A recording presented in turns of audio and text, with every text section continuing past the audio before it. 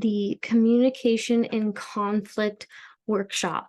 I created this Relational Wellness Workshop. My name is Sydney Merkl-Simms, and I wanted to create this workshop because when I first came into the schooling here, I really was interested in conflict, if anything, because we face conflict in our life no matter what, whether it be like whenever you're with your partner or friends or loved ones or schoolmates, and you know that forming, norming, and storming always occurs, which we learned. So I wanted to create this workshop on how to handle it with communication, because there's this sense of belonging in all of us. And when we are separated and disconnected is when those emotions and triggers and things like that come up. And so how can we handle conflict in this connection sort of way with communication, and maybe swallowing your ego a little bit and actually being willing to work on things instead of making it worse by having an automatic response or like reaction that is rooted in an unregulated nervous system, which we also learned about in school. So this isn't necessarily a workshop that I've done in the past about like anger management or emotional regulation. This is completely different. So let's dive into the little bit of the overview of the workshop today. Okay, so the overview is we are going to start off by just watching a little stimulus video on how to argue. It's a fun little cartoon, so we'll do that, and then we'll touch upon a few, not just a few, it's going to be a lot to cover today. There's a lot of subjects, as you can see on here, that I'm really excited to dive into. Like, we know a lot about the nonviolent communication aspect too. That kind of would go well with this workshop, because we're trying to communicate in conflict, right? And I really wanted to go over some of the common deeper issues as well. Gottman's absolutely amazing when it comes to conflict, using Gottman's Institute tools as well, and just a little bit about like the we want to learn about the limitations as well as the positives. So we're going to talk about the 4 horsemen of the apocalypse, getting that disconnection aspect, and also a little bit into the attachment theory and a bonus of like love languages. And yeah, let's dive into it. Okay, first we're going to start off by watching the stimulus video. Arguments in relationships are typically so regrettable and often so bitter, it's natural to hope we might, with greater maturity, overcome them once and for all. But given what human nature is actually like, it would be unwise to make this our goal. The hope can't be to eliminate arguments altogether. It should be to try to find our way to a better kind of argument. Arguments tend to start when we're confronted, usually rather suddenly, by what appears to us to be the radical selfishness, intransigence, or sheer nastiness of the partner. It is extremely tempting to react with equal force. We aren't, after all, a pushover. We've been hurt, and we must hurt back. We will make them suffer as they have made us suffer. There may be variations in just how we opt to inflict the suffering. Perhaps we'll do a lot of shouting, or slam a door, or maybe we'll eke this one out with a sulk. But the underlying principle is the same. We've been hurt, and we have to punish. But at this point, we might ask ourselves what we're really seeking.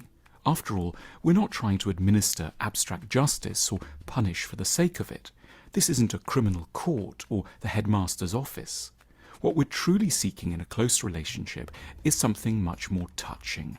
We want the other person to love us properly and to be kinder. That's why we're slamming the door, calling them a fuckwit, and have been pretending they don't exist since breakfast. Surprisingly, almost the last thing we ever do when we've been very hurt is to say that we've been very hurt. It feels just too humiliating to reveal our wound to the person who inflicted it, to show ourselves as vulnerable in front of the very individual who, it seems, has unbearably abused our vulnerability. This is both hugely understandable and doesn't advance things in the least, because we're not in a relationship to be emotionally safe.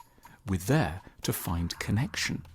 An act of retribution, while it may give us a momentary impression of impregnability, never increases our chances of obtaining the love and understanding we formed a couple in order to derive. We might consider a different and slightly paradoxical approach.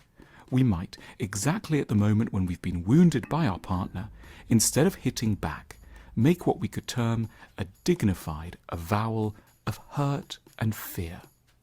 Rather than get furious, we might attempt to register and get directly at what is ailing us through a twofold admission. We might say, firstly, I'm so hurt that someone I've put my emotional trust in should say or do that to me. And secondly, and this takes proper courage, we might add, I'm so frightened that I should be emotionally deeply exposed to someone who would appear to hurt me like this. This should give the partner pause for thought. One hasn't insulted them or hurt them back in the usual way, which is what typically blocks their ears and sets off a vicious cycle of attack and counterattack.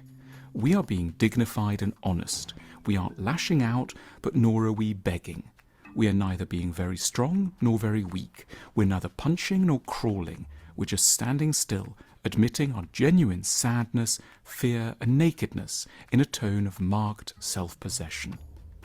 Too often, arguments become interminable and, to outsiders, slightly daft because both people refuse to admit that they're sad, not mean. It isn't what time to leave for the airport or whose turn it is to do the dishes that's created the argument. It's that both parties are, in different ways, feeling unloved and misunderstood, but are refusing to say this in quite so many words. In a wiser society, we'd study arguments at school for at least 4 years. They're as complicated as algebra and far more important. And we'd all get a lot better at confessing our wounds in a tone of self-possessed dignity.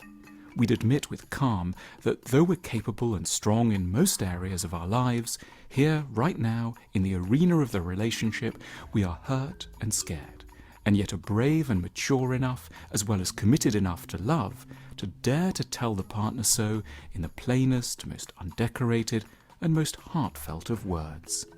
We might, thereby, save ourselves a lot of time.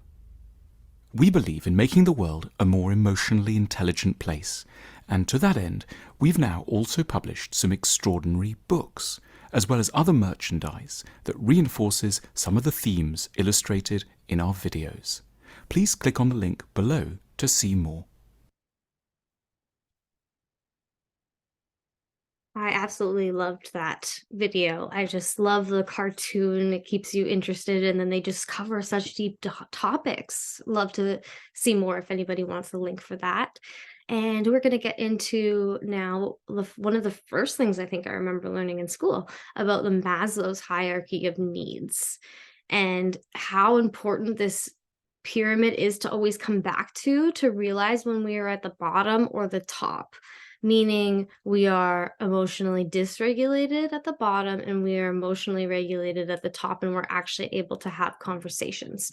So at the bottom is the psychological needs, having those survival things like water, sleep, food, shelter, having clothes, just even breathing, and having that homeostasis of like safety and security, which actually comes next, is like that's the safety is the next top of the pyramid. It's like having that security in our body that we're safe, we're healthy, we have our family, we have our employment and resources and property and food and like everything, right? Those are the top or the bottom part. And then what comes after safety is, okay, now we feel okay. Finally, we're at the middle now where we can have love and belonging. And this is the part of family and meaningful relationships, your significant other, and as well as like being actually safe enough to have that sexual intimacy.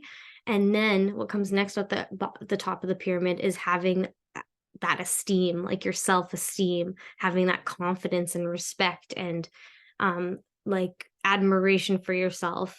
And finally, at the top of the pyramid, you can see is self-actualization. So having that creativity aspect and having morality and fulfillment and gratitude, and that it takes all that to be all the way up there in our like healed mind and body instead of our unhealed coping strategies and mechanisms and things we automatically go towards. So that's why I love to come back to this Maslow's hierarchy whenever you bring it up. A lot of people can understand like it in the way of like the polyvagal ladder being that in hypo or hyper. I love looking at the visual of the ladder as well, or as well as like the window of tolerance, having that window of emotional regulation as well. But in a conflict, obviously there needs to be another person. So instead of you have to focus on yourself, but you're also focusing on the other person as well. And so that's why I bring up the Maslow's hierarchy. You both have to be in that higher upper part of the pyramid to have a healthy conversation. Because when we're in the bottom, it's going to be an unhealthy conversation, essentially, because those shadow parts are coming up. All right, let's move on. I was so struck by, I don't remember what class this was in, but I got an amazing worksheet that I can put into the chat if anyone wants it.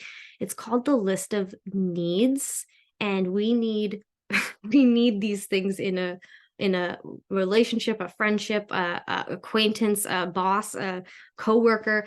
We need this kind of need to be able to do our job diligently, wisely, be able to move in trust and rapport and confidence in each other. And that's why it's important to have that communication in needs, right?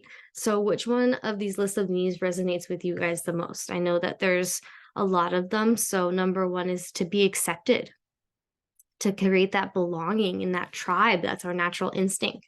Another one in like a job or something would be to accomplish, or in a relationship when you're improving the relationship and being cared for, that safety aspect, having certainty. I feel like that also kind of goes with trust and being comfortable. Being able to communicate is a need as well. A lot of people can't even communicate. They go into the hypo or the avoidance and they shut down. So communication is important.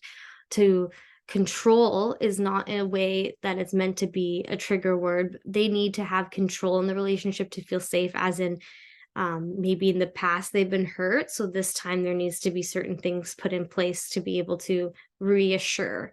That's a better one, to be able to say reassure instead of to control. To be needed, to be free and autonomous. Honesty is a very big one. Trust.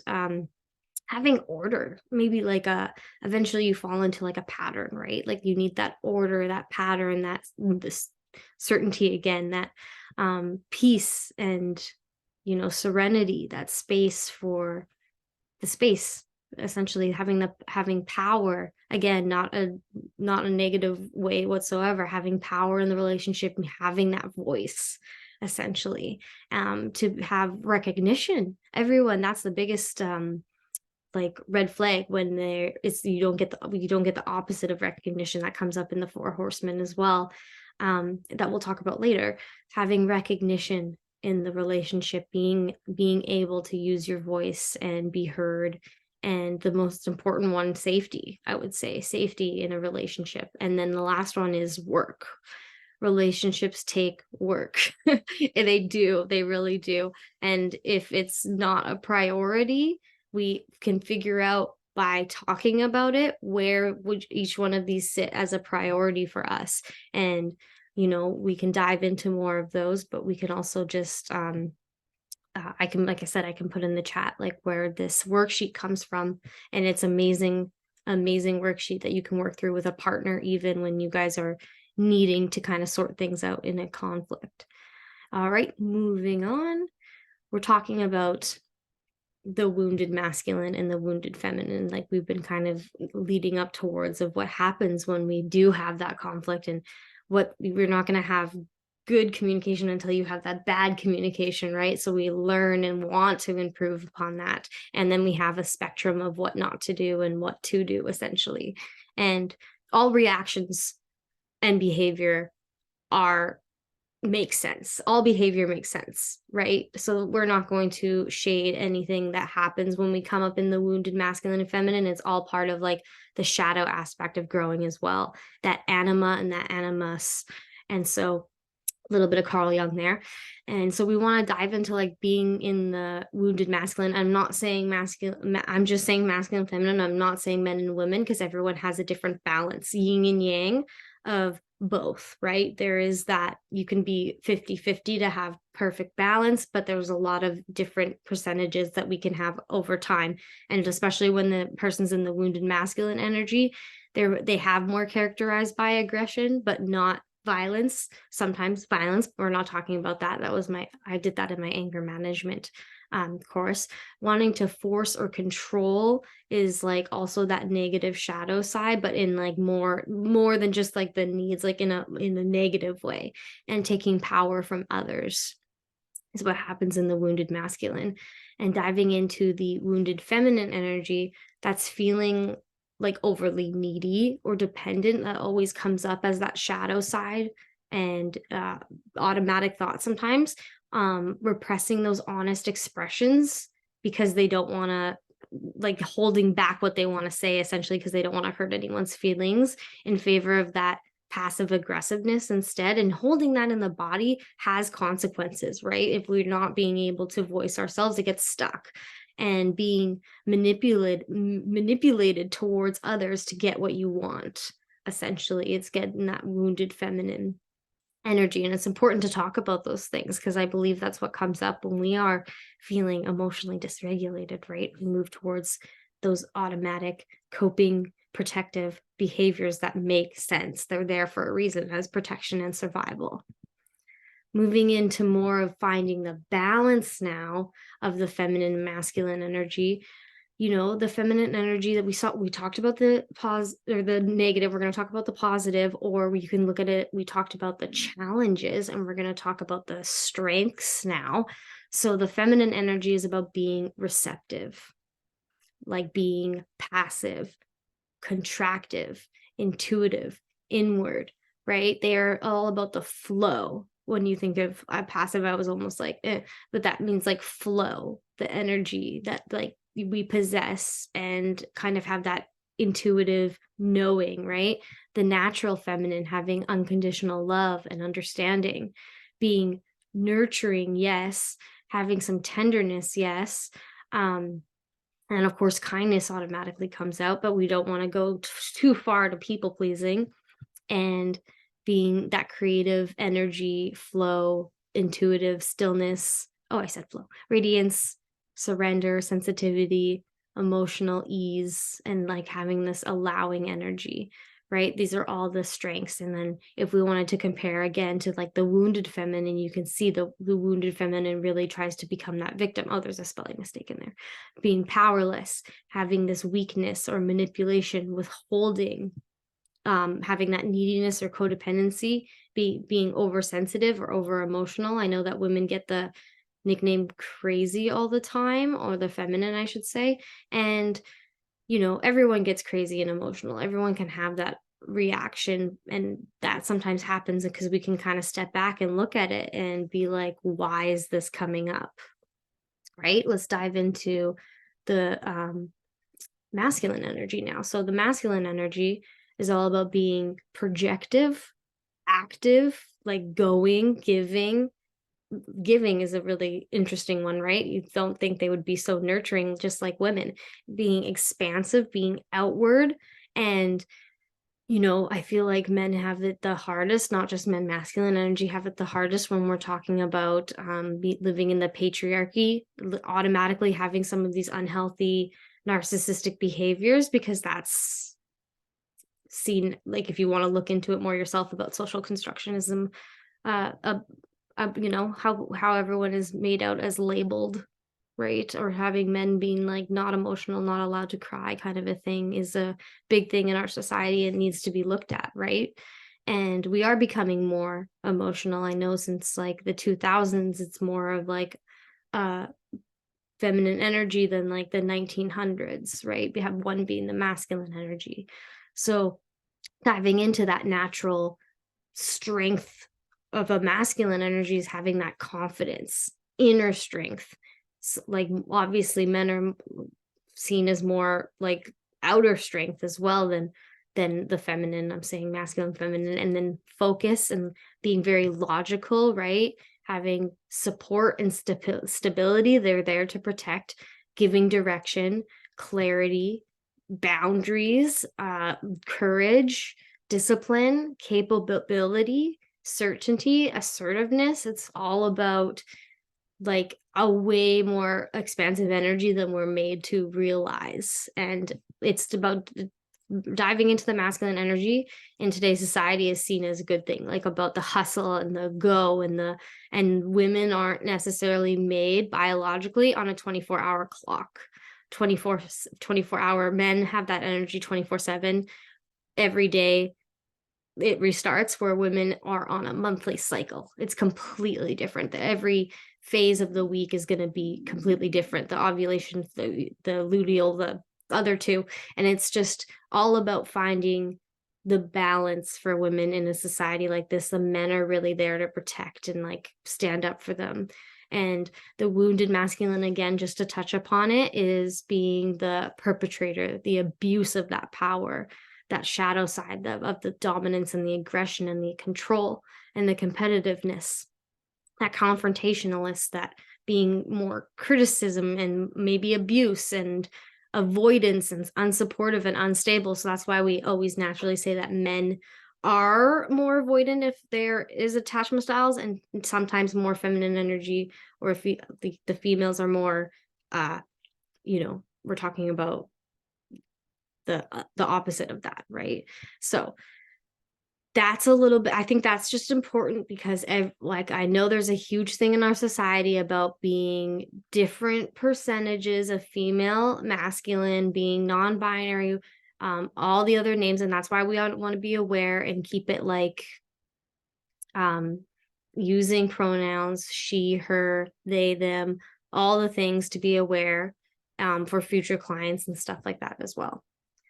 All right, I'm just covering all my bases and we're going to move on. Oh, I gotta move the screen here. Hopefully, okay, let's get into the common, deeper issues. This is my gold mine of why we have these deeper issues under most relationship fights. Your relationship is never, sometimes, let's just say, like, it's sometimes relationship fight isn't about what you think it is, right? In that video, it kind of covered every argument exists within a context. Everyone has their own perspective. The deeper issues that drive escalation are rarely about the content of our confrontations. They're about our needs, vulnerabilities, and biases that get triggered over and over, right? We talked about a little bit about this already. There are 3 most common hidden dimensions underlying conflicts. So we're going to talk about that. Identifying which hidden dimension is causing your relationship fight to escalate will help you understand the deeper issue of the relationship dynamic and then work towards resolving it. So what are the 3? I'm very fascinated to know, aren't you? The 3 common deeper issues. Number 1 could be about power and control. That's a very like negative aspect, shadow side, I would say, about power and control in a relationship. So who makes most of the decisions? Whose priorities matter the most? Who has the power? Who has the final word? And that sometimes get mistranslated a lot in any kind of relationship, right? The number 2 is care and closeness. Can I trust you? Do you have any of my best interest at heart in what you do? And do you even care about me, right? These are the questions we get like kind of automatically think about when fights happen or conflict ends up happening. And the 3rd is about respect and recognition. Do you value me? Do you recognize what I do? Do I matter to you? It's kind of about, like I said, our own perspective and us being the main character in our own story. And that's why I love using narrative about changing that story, realizing that everyone has their own perspective and their own story and their own villains and their own heroes, and you can't help that. You can't change that. It's only your story you can help and your story you can change. And so I think that that's very powerful to go over about the 3 common deeper issues. I wonder if there's any like questions about that, because it's kind of like you can probably come up with more. We could, but sometimes it's good to just focus on what's going on in our heads during the moment, because a problem written down is half solved, right? So it's just about noticing every time it comes up. The three practices to stop almost every argument before it begins. If we're going to talk about communication and conflict, we should talk about, how to stop an argument when it needs to be stopped, essentially. I love using safe words. Being emotionally dysregulated and having automatic, things come up is not going to be constructive in the dynamic of a conflict. It's better to, as hard as it is, I know for me, I like to get I'm an anxious, so I want to get everything focused and done and, problem solved, but we need that space and that time to think, to regulate, to readjust. And so that's where the emotional regulation piece comes in. It's foundational upon your ability to calm down and slow down when you're trying to get your point across, and when you feel like your needs aren't being met, or when you're hurt. Everything feels urgent, right? So slowing down in that face of urgency is counterintuitive to someone like me who isn't anxious, but yet it's so necessary, right? You need to emotionally regulate yourself. Number one should be the first thing you focus on in the relationship. This is the hardest one. Wait to get mad.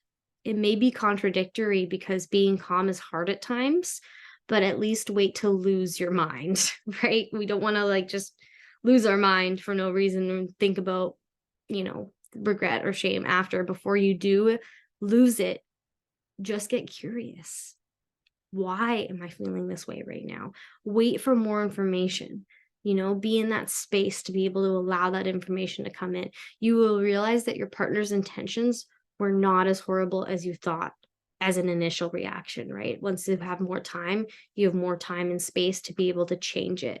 You didn't have the full picture then, right? We can look at it from a bird's eye view, and it gives us a way better look and understanding of, will this matter 5 years from now?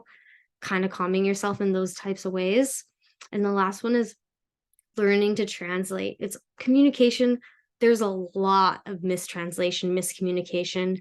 I would say that's the biggest common thing in fights is about miscommunication. We go to disconnection instead of connection.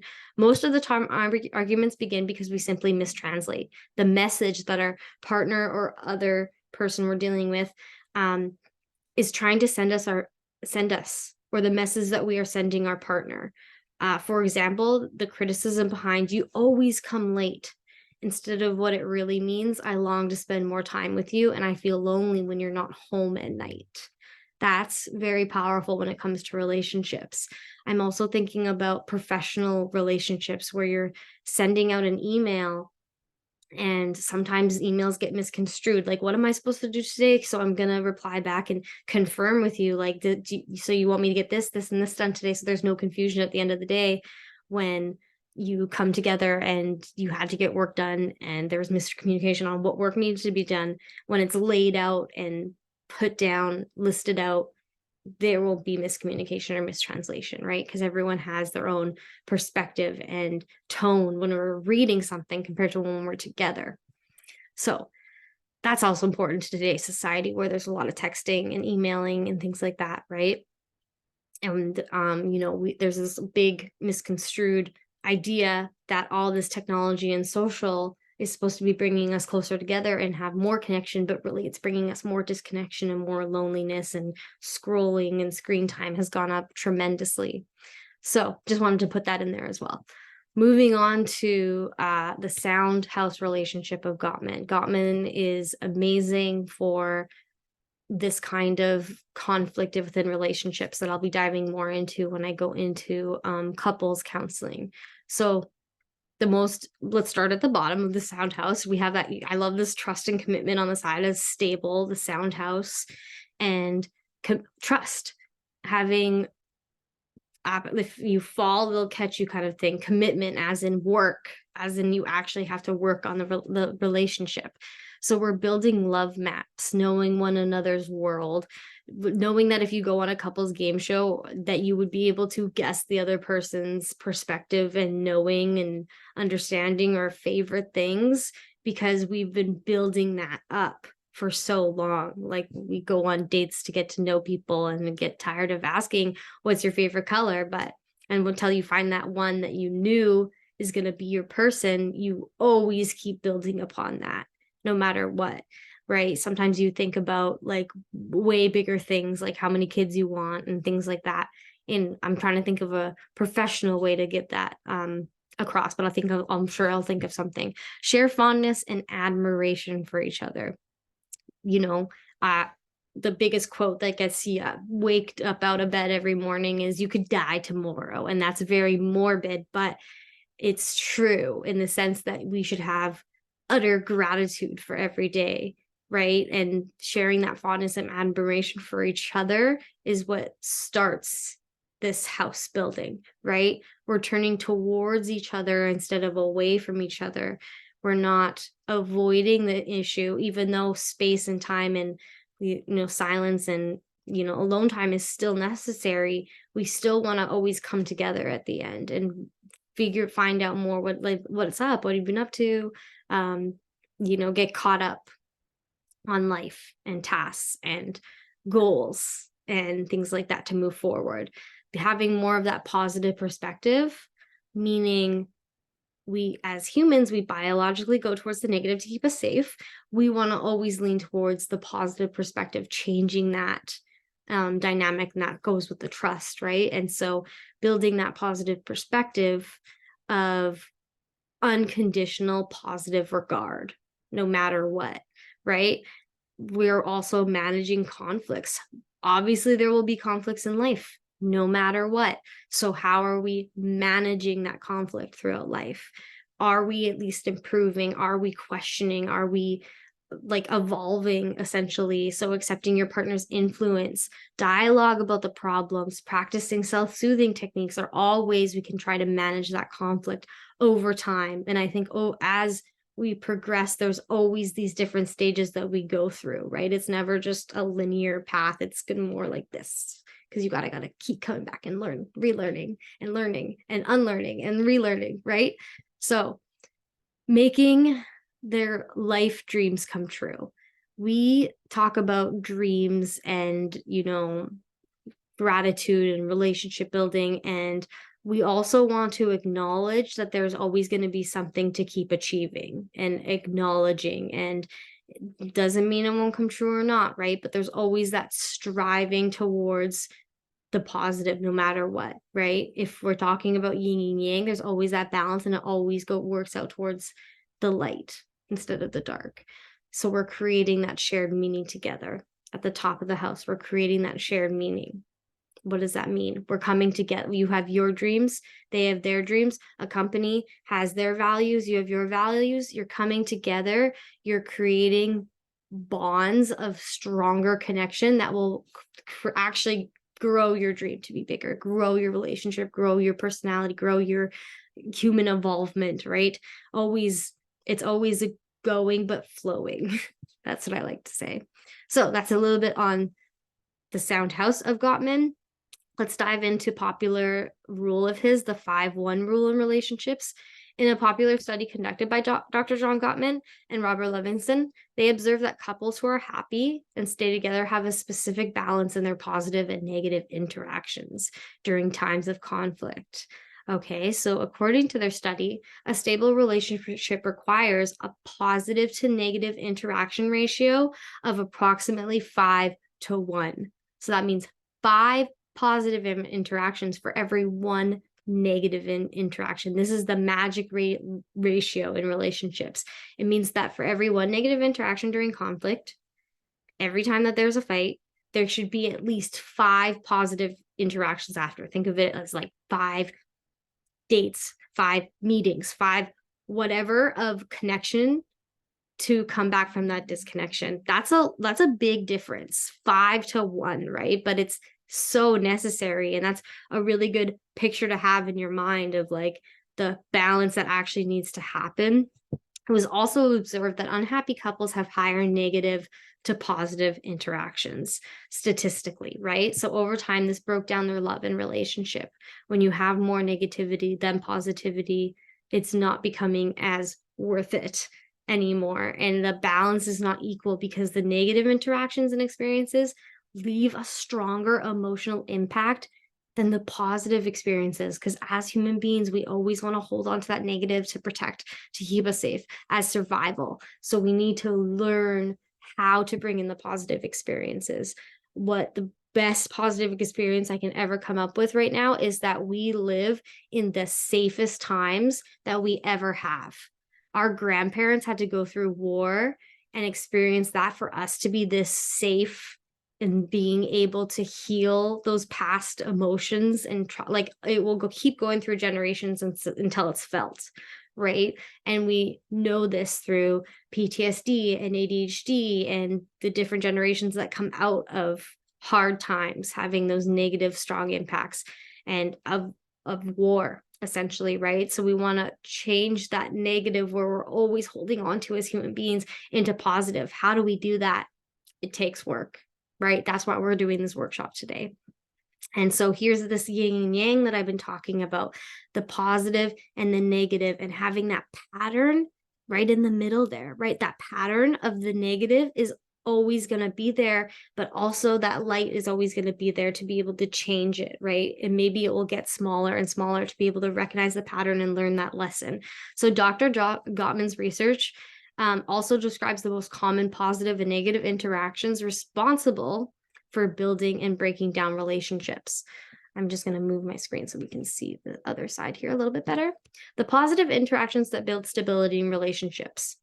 Asking questions, okay?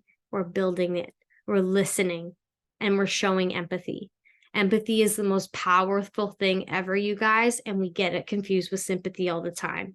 We need to learn, both masculine and feminine, how to have empathy for each other. So having displays of affection, holding hands, hugs, kisses, gifts, acts of service, all those things is all about building that up. I love that they talk about how a simple like hug can make the patterns of your heartbeat sync up. It just totally reminds me of emotional regulation together, right? Having another heart there. Because a lot of the times when you want to self-soothe, you automatically kind of start with your heart and your breathing, right? So kind words and words of appreciation. It's so hard to say that sometimes because we always want to focus on our partner's negative, but instead just focus on the little positive that you can even manage, and it becomes bigger and bigger. And that as the negative pattern decreases, right? So we're admitting the faults, our faults, and we're apologizing for them. It's kind of hard to do when you have an ego. That's why you need to swallow the ego and know the bigger picture is to solve it for the both of you. And the bigger picture is 5 years from now, this fight's not going to matter. So you can be able to apologize and realize that.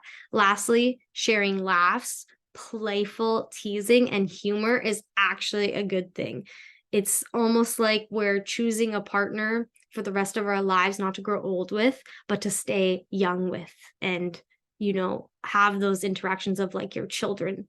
Again, you guys are friends. You guys are playful therapy. I just did play therapy, and it's just the most creative thing that we lose as adults so quickly, that we need to bring back our childlike aspect to it.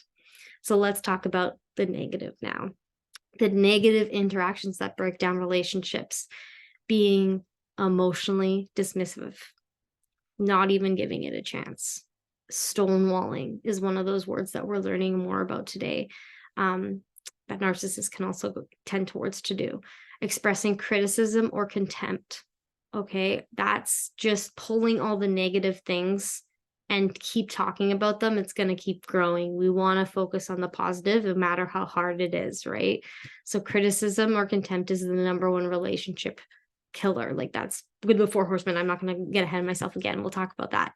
Being defensive, exaggerating the complaining, like you always or you never. I am guilty of doing that. That's one of the cognitive distortions, using that kind of exaggeration, you always or you never. And it's way out of proportion because it's not like there's not been one time that we have to use the never thing, which is so confusing because you're telling yourself that and it's not true. It's untruth. So why are we saying that? Having the negative body language, such as eye rolling, who doesn't get triggered from someone eye rolling, right? So having that negative body language, using yes, but remarks. Again, I'm guilty of that. Yes, but this, like, you are admitting it, but you're going to try to cover it up by saying this, right? Lastly, providing constant negative feedback breaks down relationships. That criticism, that negative feedback, going to keep digging a hole because we're still focused on that protective mechanism that we're, trying to lean towards the positive. And it's obviously not hard and it takes work. And that's what we're learning here today. So it's not natural. 5-1 rule. All right, moving on. Oh, let me move the screen back. Here's the 4 horsemen. Okay, I've been waiting for this. How to stop them with their antidotes. This is going to be hard to know, but we're getting stronger at recognizing these things that come up as defense mechanisms: criticism, contempt, defensiveness, and stonewalling. I love that stonewalling is more of a common term today because we can understand what someone is doing to protect themselves and how this Gottman's antidotes are just gold. Let's talk about criticism, verbally attacking someone personally or their character. That comes up a lot. So how can this other person resolve when we see criticism come up? The other person can do a gentle startup. Talk about your feelings using I statements and expressing a positive need. We talked about the needs already. The goal is to remain calm when we're using I statements. Like, I feel the need that you're not communicating with me, or whatever the need is. I feel, we're going to talk about it more for the NVC formula as well, or the nonviolent communication formula. But contempt, attacking the sense of self with an intent or insult for abuse, right? That's the contempt of attacking them. That kind of comes up. And what does the other person going to do when they see this attempt of attack? Okay, still remain calm and more. And we have to build culture of appreciation. So in that moment when you're being attacked, that is the hardest thing to do. Remind yourself that your partner's positive qualities and find gratitude for those positive actions. How do we do that when they're attacking us? Pull up anything you can, anything you can. Like, thank you for communicating that to me. I do want more communication. So you're fulfilling that need slowly, but let's do this gentle startup. Let's, like, the next one, when they're becoming defensive and they're victimizing themselves and they want to ward off a perceived attack and reverse the blame. That's the yes, but thing coming in. Take responsibility. The other person can take responsibility. The other person can accept the partner's perspective and offer an apology. This is the hardest thing for me to do, is to apologize in a conflict when you don't want to be wrong, or you want to be considered right, or your side needs to be heard or said or placed or voiced. And we have to accept that both sides are right and wrong, right? So we have to accept your partner's perspective, kind of putting yourself in their shoes and having that empathy, which is hard to build, but it's there to offer that apology of wrongdoing. Like, I'm sorry, I made you feel this way. And that hits. I'm sorry I made you feel this way. Where can you go from there? We talked about building the culture of appreciation and the gentle startup. So what are we doing when there's stonewalling, when there's withdrawing to avoid conflict and convey disapproval? So there's the distance and separation, and you can know when they start to put up that wall. Psychologically, we know there's a wall. They're going to try to block us out psychologically, right? So what do we do on the other side? We need to do psychological self-soothing, because that's going to hurt. We can feel that energy being put up. So we need to take a break and spend that time doing something soothing and distracting. If their defenses are already up, If that stonewalling occurs, just take a break. That's the hardest thing to do in a conflict, is to take a break. Yet it's so necessary sometimes, but so necessary to go to no matter what in a conflict, because we need to have, there's disconnection. We need to come back to connection when the disconnection has weaned down in the hurt. And then that's when we can bring in these 4 horsemen antidotes as well. So here's the thing I also wanted to talk about: nonviolent communication. Since we're talking about conflict and communication, we cannot not talk about this. So most of us have been educated from birth to compete, judge, demand, and diagnose, to think and communicate in terms of what is right and what is wrong with people. We have this black and white thinking of bad guys, good guys.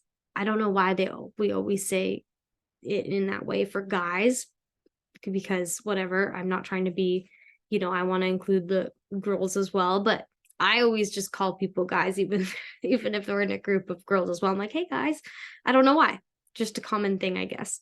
So we express our feelings in terms of what another person has done to us, right? We struggle to understand what we want or need in that moment, and how to effectively ask for what we want without using unhealthy demands. So there's also threats or coercion, again, as this unhealthy shadow side, but as a protection. As a founder of Nonviolent Communication, or NVC, I will talk about it like NVC, Marshall Rosenberg, PhD, says what others do may be a stimulus for our feelings, but not the cause. I love that mirror that everyone puts up in front of us, that mirror of reaction, because we're sensing that within ourselves. All right. If you want to get the nonviolent communication sheet, that's another amazing handout that I love. Very good when we talk about this. So NVC, a language of love, peace and love, everybody. At best, thinking and communicating this way can create misunderstanding and frustration, or simply keep us from getting what we want. It can also keep us from fulfilling relationships we deserve. And still worse, it can lead to anger, depression, and even emotional or physical violence. That's why it's so important to communicate, you guys. We keep it trapped inside. It is better to express it. I know that there's always something under anger, right? It's expressed, and then there's always an underlying feeling to anger, like shame or guilt or anything like that. But we're not talking about that. We're talking about nonviolent communication. NVC includes a simple method for clear, empathetic communication consisting of 4 steps. I love the peace sign, and then we get to 4. Number 1 is the observations, what you're seeing. Okay? Always what you're seeing. Number 2 is the feelings. Okay, what am I feeling? What am I needing? Number 3 is having your needs. That's why we talk about them. Needs. Express them, voice them, hand them out. We need to express that. We can't hold it back. It will manifest in the body if we don't express those needs or those requests. So NVC aims to find a way that of all present to get what really matters to them without using guilt or humiliation or shame or blame or coercion or threats, right? That's why it's called NVC. This isn't about getting violent at all. It's just about, that's what it's called, nonviolent communication.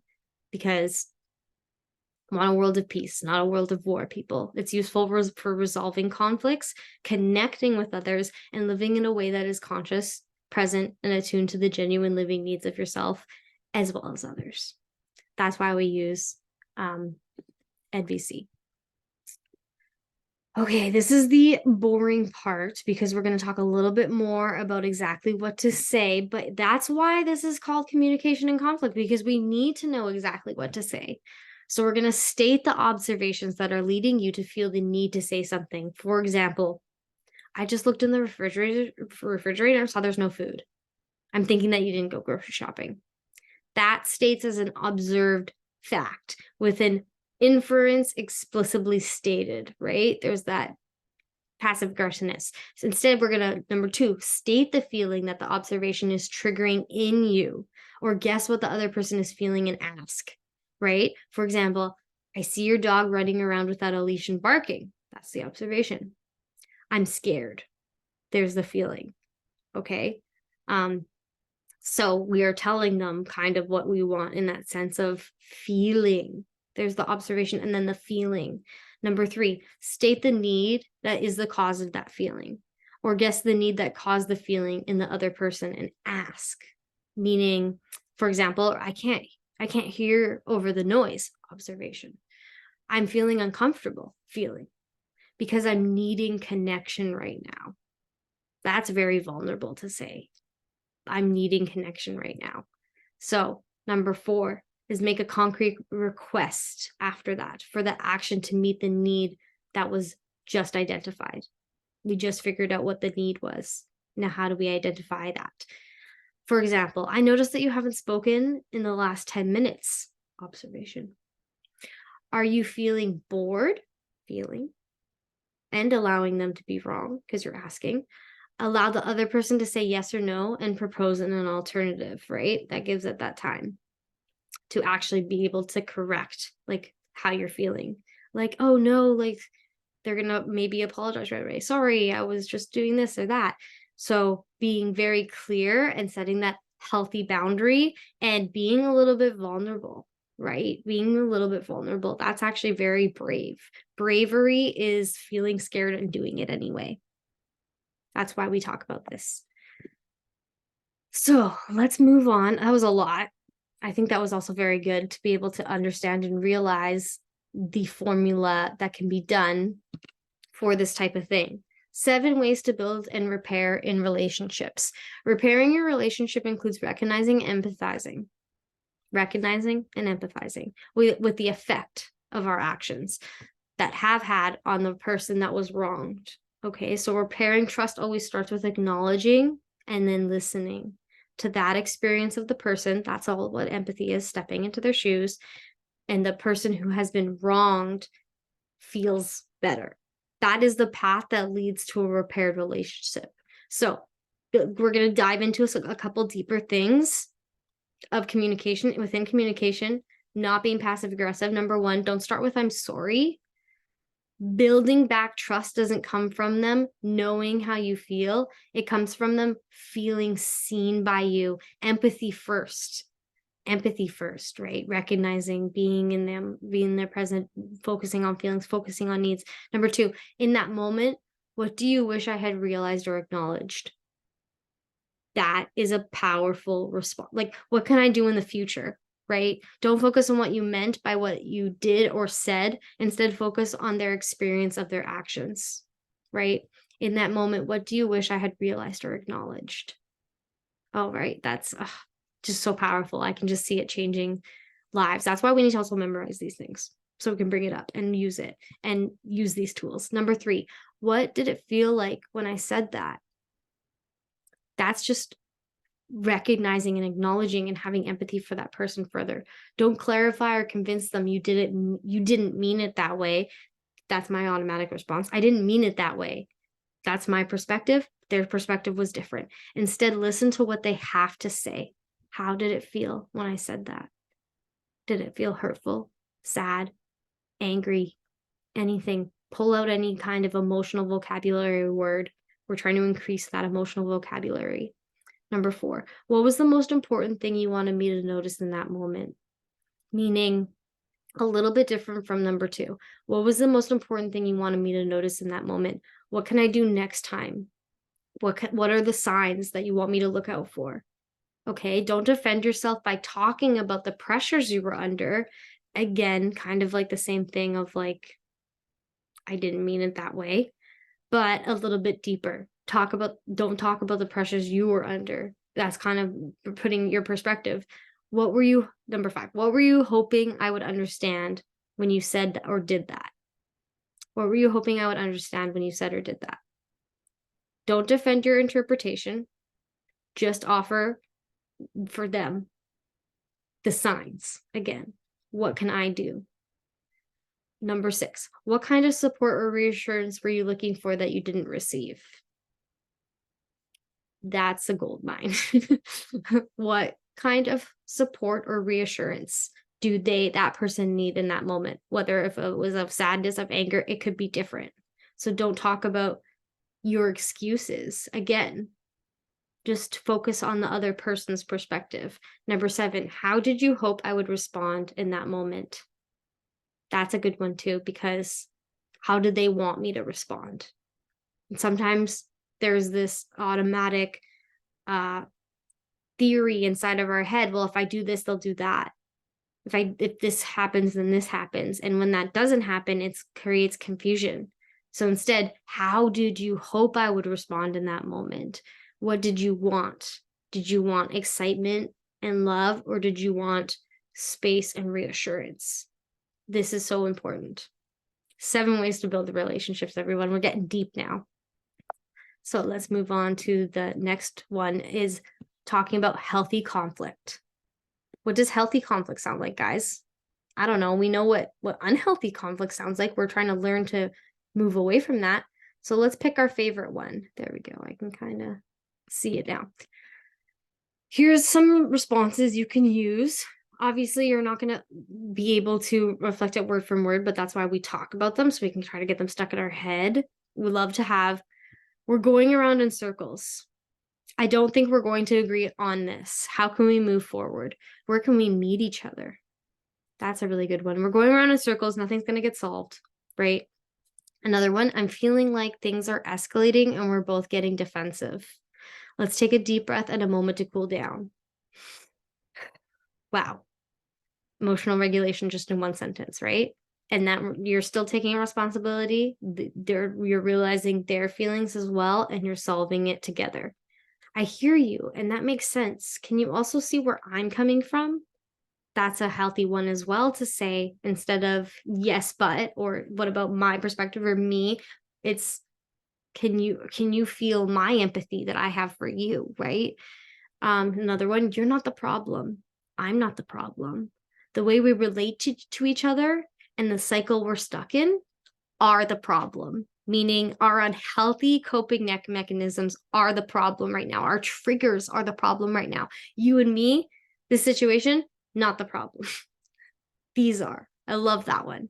It sounds like these are non-negotiables for both of us. If we don't compromise, what does that mean? I don't want us to feel resentful. Feeling, request, meaning. I love that one. Sounds like this is a non-negotiables for the both of us. Where do we go next? You know, there is kind of a push and pull. So where do we go from here? We don't want the band to snap, right? I don't have to be right. You don't have to be right. We just have to find a way to work through this. We're on the same team, even if we have a different view. I think this one would be the most powerful me, because in my family in conflict, it's all about the person being right and who's right. Goodbye, bad guy, black and white. We don't want that. I don't have to be right. You don't have to be right. We just have to find a way to work through this. And we're on the same team, even if we have a different view. That's beautiful to realize that we got family. We got one family. We got one, whatever it could be, workplace. They call that a family too. But here's another one. I'm curious. Can you tell me more about this? Being curious. Tell me more. Being curious. This is what I heard you say. Is that it? I want to make sure I don't understand before I respond. Contemplating before you respond. That changes it from a reaction to a response. And there is a difference, because a reaction is a anxious behavior. A response is an emotionally regulated behavior. All right. That's a super important one. And these are such good ones. I don't know which one's your guys' favorite. You can choose your own. I know there's some good ones there for me too. And moving on to, oh, I love this one, Freud's iceberg. So Freud has this iceberg of our conscious mind and our subconscious mind. And it's a beautiful understanding, because we are here and we are conscious, but we have a subconscious mind as well that we don't even realize.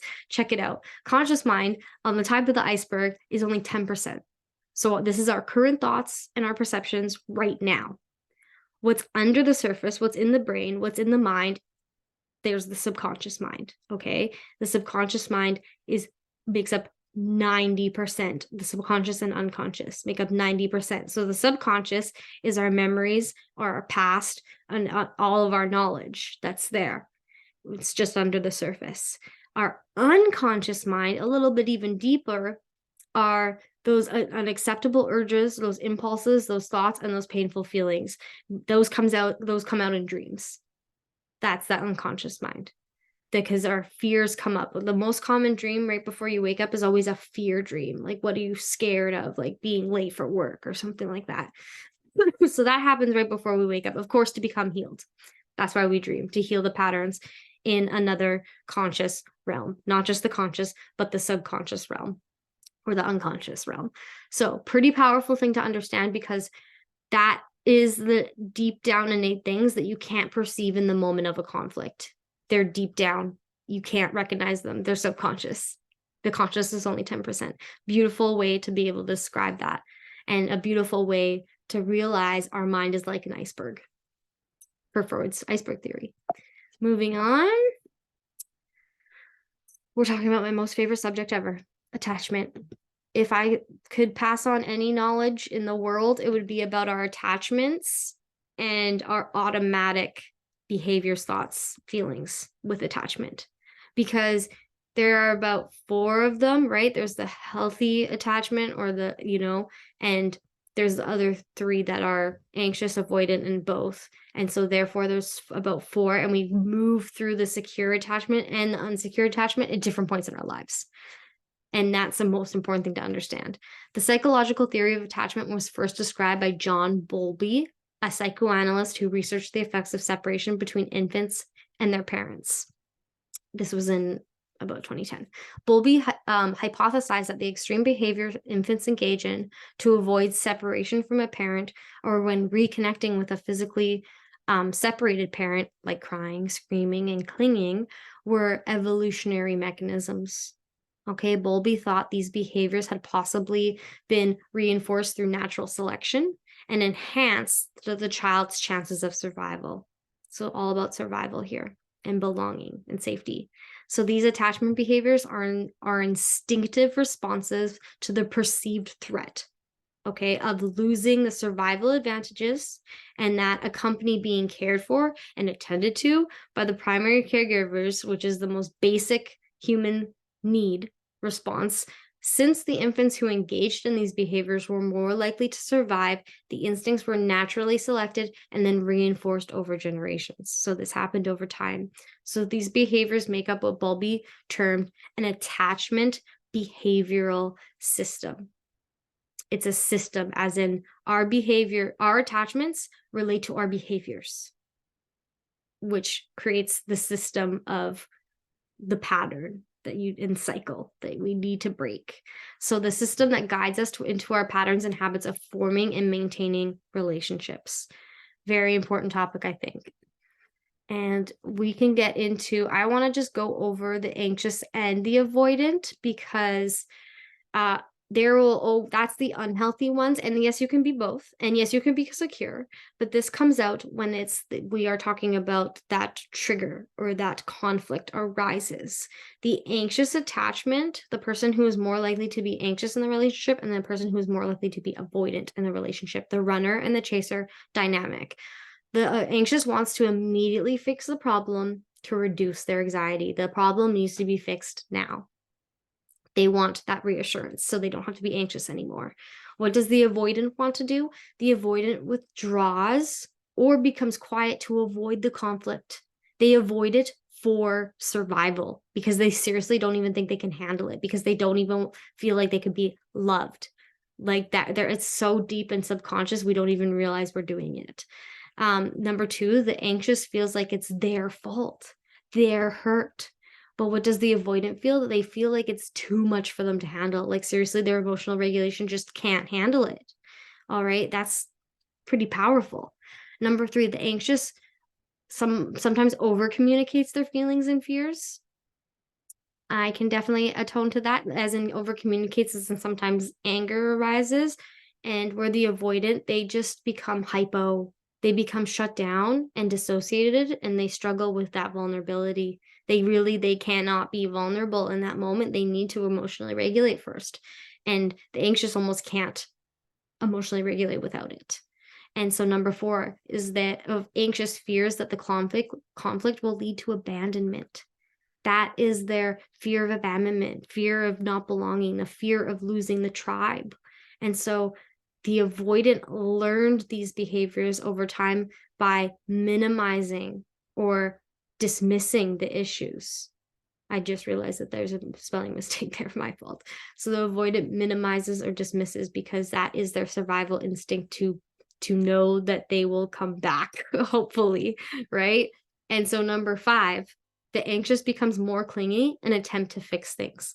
Clinginess, codependency, all those things, because they just want it to be fixed. They want it to be okay. They want to feel safe.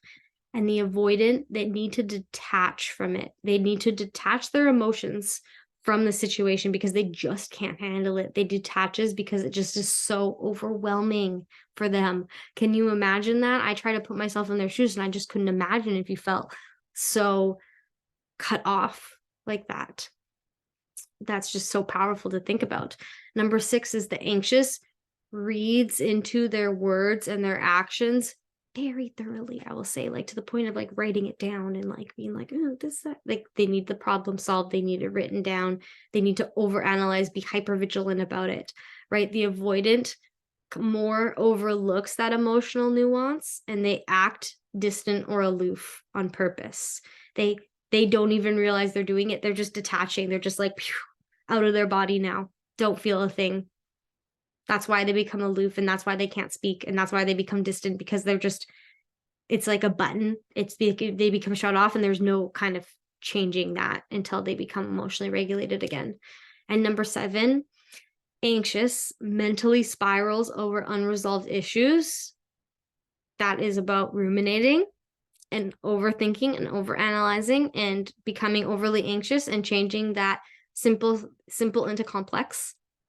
And so the avoidant, again, with that emotional withdrawal, they try to use this conflict as an excuse to leave because that's what's made them survive in the past is avoiding the issue, sweeping it under the carpet. We don't talk about it and things will go back to normal. And that's at least what they're hoping. That's at least what they're hoping for, right? So they do this as survival, as protection, because they think they have to. And that dives in so deeply to our innate responses and our innate reactions and behaviors in a conflict. That's why it's so important to understand the anxious and avoidant. And I think it's the number one most important thing. I think it's so important that we need to talk about it some more. And then we should do a little quiz on if we're anxious, avoidant, or secure, or both. And you should take it multiple times because I've taken it twice now and I've been both secure and anxious. And I remember a time I've been avoidant and both. I mean, we can go through a roller coaster of all of them throughout our entire lives, right? Until we learn. So some key characteristics of the anxious, of individuals with the anxious preoccupied attachment style include having this intense fear of abandonment. That's number 1. They have an intense fear of being abandoned and unloved and unlovable and all those things. So number 2 is they're wanting to seek that reassurance, that safety, that stability that they need and know. And number 3, they become overly sensitive to changes in that relationship. Very feeling, very emotional, very sensitive. Number 4 is the tendency to overanalyze and catastrophize, right? They're overanalyzing everything. They're catastrophizing everything. And that's the difficult part to change. So difficulty trusting, number 5, in the security of the relationship. That's when it becomes unstable to us. And so how we're trying to go in the opposite direction to try to fix it instead of coming together sometimes where we need to understand the avoidant as the anxious and understand the anxious as the anxious. The avoidant, some key characteristics of the avoidant, okay? It's called avoidant attachment style, includes number 1, they have the fear of intimacy. They seriously feel like they can't be loved or be appreciated. They need to detach themselves. So that's why number 2, they have that tendency to withdraw because they have to. They feel like they have to in order to resolve it when really it does the opposite for the anxious, right? And that's their protection mechanism. Number 3 is their difficulty trusting others. They don't know. They've been hurt in the past. They've had to learn this behavior over time because people have broken that trust. And that's why this mechanism is there, is because they have difficulty trusting others, and they just know that they have themselves. And that becomes a little bit isolating. Number 4 is minimizing a relationship importance. That's a hard one because, again, they do it out of protection. They're minimizing the situation. They're sweeping it under the rug. It's not important, when really, to the anxious, it's to the extreme, and to the avoidant, it's to the minimum. It's trying to, opposite, again, using opposite theory to try to resolve. And number 5 is the reluctance to express their needs. They don't even feel like they have a voice. They keep it held in. And what do you think that does to their body? Like, they're holding in all these expressed needs because they feel like they have to, because they feel like it will help the situation, and they don't even have the love to be able to express it. They have to, avoid it. Just so strong and powerful to understand the deeper issues in both, because you can kind of see yourself in one or two categories, or where you have been in life. And of course, we could talk about secure. All of us would love to be secure. All of us, I know, we could take the quiz and be secure at a lot of the times. But we're talking about that unhealthy, triggered state versus the emotionally regulated, healthy, secure state. So let's talk about the attachment styles in our own time. I will put in the chat this little quiz that we have here about which one you are. Which are you secure, or are you insecure? And those are the two, secure and insecure, but look at how many there are for the insecure. There's the anxious, the fearful avoidant, and the avoidant. So there's like that anxious, avoidant in both, right? And so let's take the quiz. And while we're taking the quiz, let's just realize that there is the anxious, who wants to be extremely emotionally close with others, but they abandon me, or they always have this idea of feeling abandoned. So normally it happens because that's what the avoidant does, and that's normally what people attract. So the avoidant, fearful of avoiding having both, is I have these trust issues and maintain distance from others. Like, they become erratic in their behavior because they just don't know how to handle it. And then the avoidant, it's very important that I feel independent and self-sufficient. They only have themselves. They have to move away from people. And that's, again, the opposite of the anxious, right? Where there's that disconnection, where we're looking for the connection, the secure, that I don't worry about being abandoned or about someone getting too close to me. That's seriously what the avoidant feels like. I don't want people to get too close to me. And then that's seriously what the anxious is obviously worry, right? So being abandoned and having that worry. And how do we have that connection of like inner peace and self-actualization and being conscious of our unconscious? So I think that's very important. You can put the results in the chat once you take the quiz.attachmentproject.com if you like. You don't have to as well, but this is a bonus. Bonus round is the Gary Chapman 5 love languages. I feel like when I talk to couples, this is the first thing, like even before needs, is how they express love in the 5 love languages. The 5 love languages kind of is our needs in a loving way, where the needs is more communicating. This is more like action or words or quality time or gift giving or acts of service. Those are so important as well. And we can even take a quiz on that, because I believe we aren't just one. I think we have a numbering system. We have a number 1. Mine would be quality time. We have, and then we have like a number 2, which next I would love words of affirmations, and then it goes down from there. So there's a hierarchy of what you prefer, but we do need all of them in a relationship. We really do need all of them, but at a different percentage. And why is this important to know? Because your partner, like we said about attracting the opposite, sometimes we're attracting that balance. We have that balance or the opposite because that's just the way of life, guys. And so their way of expressing love and showing you love is going to be different on how you express love or show them love. And so that's why you need to be aware of that and know what they're doing for you, so you can give to them what they want, but also having consideration about what the other person wants is important, because I'm going to give all my quality time, but what really this person needs is my words of affirmation, and I'm not giving them words. So then that's why it's important to understand, oh, okay, I need to say things more. I need to do things more, right? And so that's why it's an important thing to understand and to also categorize. So that's why this was a little bonus for you guys. I love it. I love, like, thank you so much for listening. I know we covered so much today, and we're even like gonna wrap up a little bit early, hopefully 15 minutes early. So for the last part of this, I would like to do a little bonus, a little gift, a little message, say, from the universe, from our angels, guides, spirituality, whatever you believe in. It doesn't matter. And today we're just going to be doing a 3-card pull on the Starseed Oracle, my personal favorite book. And so for the first one, we have, oh, you can't really see it because of the light, the Star Family. Look at how beautiful that galaxy is, because we live in a galaxy, you guys, where we need to raise the vibration of the planet, and that's why you're here. So you're part of a team of souls. Call in support. So this has to do with like the past, what we should be doing, the past, calling in our support, calling in our star family, knowing this attachment, knowing that we find our tribe and we have people that come into our lives for a reason, a season, or a lesson. So the star family number is 108, if that number is important to you. So at some stage, we are each part of a soul cluster, a gathering of souls who break away from one another to experience themselves individually. Those who are part of your soul cluster are part of your star family. Your star family are those souls who are cut from a similar cosmic cloth. You haven't just experienced lifetimes together, your souls were once actually one. And it is very common for star family members to incarnate at similar times, to work with anchoring a similar frequency of light, and to cross paths with each other.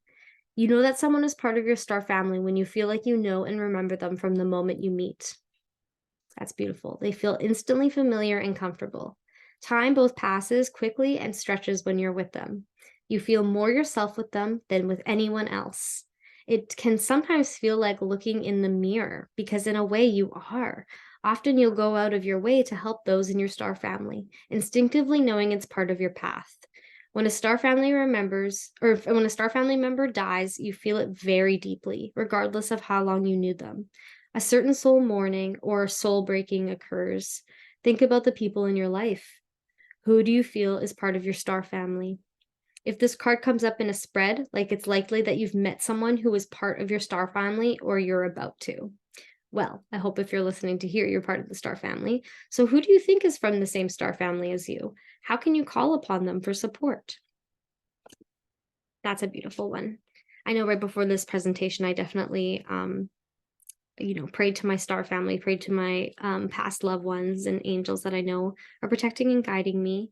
And this is the present moment card that I pulled up, and it's actually very beautiful. It's called Activated Earth. You guys, Activated Earth. And what are we doing? Trying to raise the vibration of the planet as students here. So power, places, ley lines, trust where you're led. Ooh, trust where you're led. So Activated Earth. It's got to be on the first page because it's an A. Is 32. Number 32 is significant to you. Ley lines are invisible pathways on land along which energy travels. You can see it better there.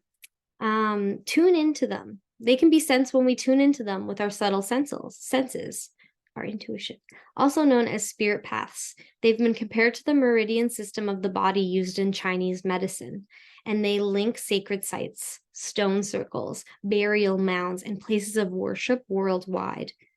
In Australian Aboriginal culture, Australian, that's funny because my name is Sydney. Song lines were the paths traveled by the creator beings as they made the land and sea during the dreaming. These paths were recorded in the traditional songs and dances of the people, allowing them to access the information about the land's history and to travel safely across great distances. Many believe that as we visit such sacred points on Earth, something is activated within us. Some also believe that by connecting with the land, with devotion at these sacred places, something is activated within the planet too. Are you being called to travel to a sacred place that your soul remembers? Or do you tend to the land you live on to honor and not acknowledge the known and unknown keepers or nature spirits of that land? As you connect with the earth and honor its keepers, the land opens up more fully to hold you. The fruits provide more nourishment, and the guardians watch over you. That's very beautiful because the sunny weather is just beginning to happen, and I've been wanting to go hiking, gardening, all the things, and that just speaks to that for the present moment and how we can become our creative selves, being on that Maslow's hierarchy of needs. And lastly, what does our future self want? Trusting the timing. That is beautiful. Trust the timing. Trust the wave you came in on. Time is not running out. That's always beautiful to hear, because I know we always think we need to be going and hustling and doing, but we just need to be flowing and loving and being in this energy. So trust the timing, 114. If that number means anything to you, let me know. Okay, let's see. You can see better over here.